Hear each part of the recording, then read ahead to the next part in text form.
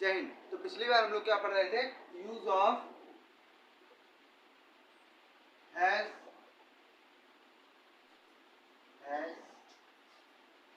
और हैड के बारे में।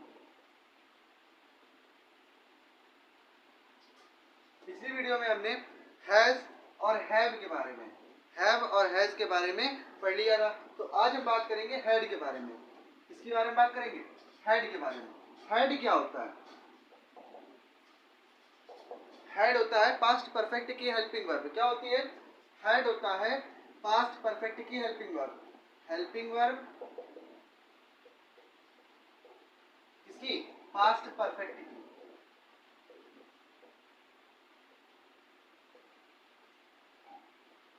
पास्ट परफेक्ट क्या होता है? पास्ट परफेक्ट तीन टेंसेस में से एक होता है।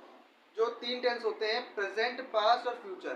ठीक है, सभी के चार चार पार्ट होते हैं, indefinite, continuous, perfect, perfect continuous. कौन कौन से? Indefinite, continuous, perfect, perfect continuous. तो पास्ट में परफेक्ट जो होता है, पास्ट परफेक्ट टेंस जो होता है, उसकी हेड जो होती है वो होती है हेल्पिंग वर्ब। क्या होती है? Helping verb. ठीक है, लेकिन यहाँ पर जब सेंटेंस पास्ट इंडेफिनिट होता है और वहां पर पास या रखने के लिए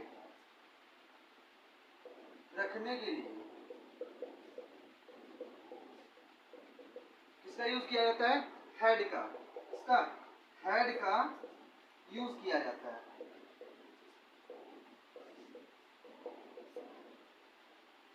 इसका यूज किया जाता है हेड का। ठीक है, तो हेड का यूज कहां पर किया जाता है? जब कोई भी टेंस पास्ट इंडेफिनिट का होता है, ठीक है, और उसमें था, थी, थे आते हैं, मतलब पास्ट इंडेफिनिट होता है, पहले निकल चुका होता है, और उसमें था, थी, थे आते हैं कब? वाक्य के अंत में। ठीक है, तो यहाँ पर रखने के लिए, पास्ट इंडेफिनिट में रखने के लिए किसका यूज किया जाता है? हेड का। किसका यूज किया जाता है? हेड का। जैसे कि प्रेजेंट इंडेफिनिट में बहुवचन शब्दों के साथ, बहुवचन कर्ता के साथ हैव का प्रयोग किया जाता है, और एक वचन कर्ता के साथ क्या किया जाता है? हैज का यूज किया जाता है। इसी प्रकार यहाँ पर पास्ट इंडेफिनिट में हैड का प्रयोग किया जाता है, चाहे वो एक वचन हो चाहे बहुवचन हो। ठीक है, चाहे वो सिंगुलर हो चाहे प्लूरल हो। ठीक है, जैसे कि अमन के पास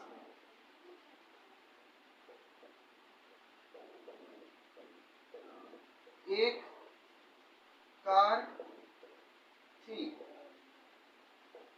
तो ये क्या है? Past indefinite tense. कैसे? लास्ट में था, थी, थे इत्यादि आ रहे हैं, तो वहां पर क्या होता है? Past indefinite tense. किसका? Simple sentence. पास्ट इंडेफिनिट का सिंपल सेंटेंस होता है। ठीक है, तो यहाँ पर इसको दूसरी तरीके से बना लेते हैं, जिस प्रकार हमने पहली वीडियो में बताया था। अगर आपने पहली वीडियो नहीं देखी होगी तो दोबारा से जाकर देख सकते हैं, इसके बाद जाकर देख सकते हैं। ठीक, अमन के पास एक कार थी।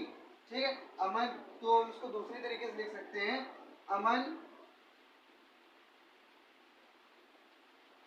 एक कार रखता था।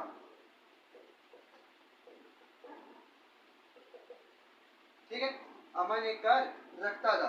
तो यहाँ पर ये क्या है? किसी, मतलब ये दूसरे सेंटेंस की तरीके बन गया। जैसे कि हमने बताया कि पास या रखने के लिए किसका यूज किया जाता है?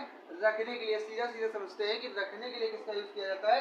हेड का यूज किया जाता है। कहाँ पर? जब वाक्य पास्ट इंडेफिनिट का हो या पास्ट में होता है। ठीक है, तो यहाँ पर हम किसका यूज करते हैं? हेड का। ठीक है, सिंपल सेंटेंस होता है तो हम हेड का यूज करते हैं। और ऊपर देख लेते हैं इसका आंसर। इसका आंसर यहां पर देख लेते हैं। तो आंसर क्या बनेगा? ट्रांसलेशन जब करेंगे तो सबसे पहले हम देखते हैं कि टेंस किसका है। ठीक है, सबसे पहले हम ट्रांसलेशन करते समय देखते हैं टेंस किसका है। टेंस किसका है? पास्ट का। किसका है? पास्ट का। पास्ट का है इंडेफिनिट। ठीक है, इंडेफिनिट का है तो सिंपल सेंटेंस। पास्ट इंडेफिनिट की हेल्पिंग वर्ब होती है डिड, लेकिन यहाँ पर डिड हेल्पिंग वर्ब नहीं लगेगी क्योंकि ये सिंपल सेंटेंस है। ठीक है, जब नॉट या क्या बोलते हैं, सेकेंड फॉर्म नहीं लगती है, ठीक है, तब हम डिड का यूज करते हैं। ठीक है, वैसे हम यहाँ पर किसका यूज करेंगे? डिड का यूज ना करके, डिड का यूज हम करेंगे ही नहीं। ठीक है, यहाँ पर अमन एक कार रखता था, यानी कि यहाँ पर क्या लिखेंगे? अमन। अब हमने सबसे पहले अमन ही क्यों लिखा? हम कार भी तो लिख सकते थे। ठीक है, कार इसलिए नहीं लिखा है क्योंकि कार है ऑब्जेक्ट और अमन है सब्जेक्ट। सब्जेक्ट क्या होता है? कर्ता। वाक्य में जिसके बारे में भी बात की जा रही होती है, यानी कि जिसके बारे में कोई भी स्पेसिफिकेशन बताई जा रही होती है, जिसके बारे में कोई भी कुछ भी बताया जा रहा होता है, उसे क्या कहते हैं? कर्ता। क्या बोलते हैं? कर्ता। जिसके भी बारे में बताया जा रहा होता है उसे बोलते हैं कर्ता। ठीक है, जिसे बोलते हैं सब्जेक्ट, इंग्लिश में बोलते हैं सब्जेक्ट। ठीक है, और जो इसके बारे में जो कुछ भी बताया जा रहा होता है, ठीक है, ये होता है कर्ता। ठीक है, और ये होता है ऑब्जेक्ट, यानी कि ऑब्जेक्ट जिसे बोलते हैं कर्म। कर्ता जिसे भी करता है, जो कुछ भी करता है, ठीक है, उसे बोलते हैं कर्म। ठीक है, जैसे कि वो अमन एक कार रखता था, तो वो रखता था, क्या रखता था? कार। ठीक है, तो कार क्या हो गया? ऑब्जेक्ट हो गया। क्या हो गया? ऑब्जेक्ट। ठीक है, तो सबसे पहले हम सब्जेक्ट लिखते हैं और लास्ट में ऑब्जेक्ट लिखते हैं। इतना सबसे पहले ट्रांसलेशन करने में ध्यान रखना होता है। ठीक है, तो सबसे पहले हमने सब्जेक्ट लिख लिया अमन। अमन हैड। ठीक है, अमन हैड, क्योंकि यहाँ पर हेल्पिंग वर्ब लगाई नहीं जाएगी इसलिए हमने डायरेक्ट मेन वर्ब रख दी। ठीक है, अमन हैड। अब यहाँ पर ये एक कार रखता है, एक कार रखता है, इसका मतलब कि ये अमन हैड आ कार।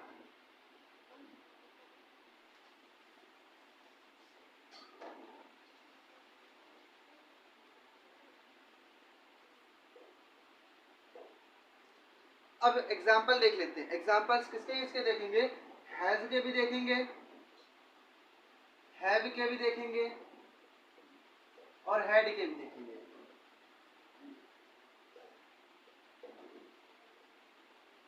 ठीक है, तो एग्जाम्पल्स किसके किसके देखेंगे? हैज के भी देखेंगे, हैव के भी देखेंगे, हैड के भी देखेंगे।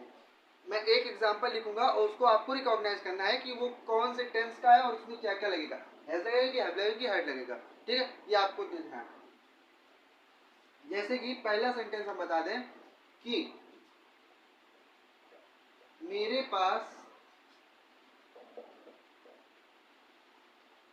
एक चूहा है। ठीक है, मेरे पास एक चूहा है। तो क्या मैंने क्या सेंटेंस लिखा? मेरे पास एक चूहा है। ठीक है, तो इसको दूसरी तरीके से कैसे लिख सकते हैं? मैं एक चूहा रखता हूं। ठीक है, तो यहाँ पर ता है, ती है, ते है, ता हूं इत्यादि शब्द आते हैं, तो वो कौन से होते हैं? Present indefinite. काय का ये? प्रेजेंट इंडेफिनिट का। ठीक है, तो प्रेजेंट इंडेफिनिट की हेल्पिंग वर्ब क्या होती है? डू या डज। लेकिन इसमें हेल्पिंग वर्ब लगेगी नहीं क्योंकि ये सिंपल सेंटेंस है। क्या है? Simple sentence. ठीक है, तो सिंपल सेंटेंस में जब हेल्पिंग वर्ब नहीं लग रही है तो यहाँ पर हम किसका, हैज या हैव का यूज कर सकते हैं। क्यों? क्योंकि ये प्रेजेंट का टेंस है। किसका टेंस है? प्रेजेंट का। ठीक है, फिर हम लिखेंगे क्या? अब सबसे पहले सेंटेंस बनाते समय, ट्रांसलेट करते समय सब्जेक्ट लिखते हैं, तो मैं क्या होता है? मैं की इंग्लिश होती है आई। ठीक है, आई के साथ क्या लगता है? हैव। देखो, आई, वी, यू, दे इत्यादि बहुवचन शब्दों के साथ हैव का यूज होता है। और आई बहुवचन नहीं होता है, सिंगुलर नंबर होता है, यानी कि एक वचन होता है, लेकिन फिर भी इसमें हैव का यूज किया जाता है। किसका यूज किया जाता है? हैव का। ठीक है, इसलिए आई हैव एक लिखा है तो आ, चूहा लिखा है तो rat. I have a rat. Next example देख लेते हैं।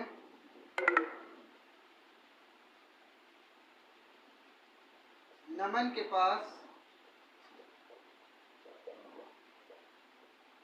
4 पेन है। तो इसको हम कैसे लिख सकते हैं? नमन 4 पेन रखता है। अब इसका टेंस कौन सा है? Present indefinite. प्रेजेंट इंडेफिनिट में सब्जेक्ट कौन सा है? नमन। यहाँ क्या लिखेंगे? नमन। नमन हैज 4 पेन।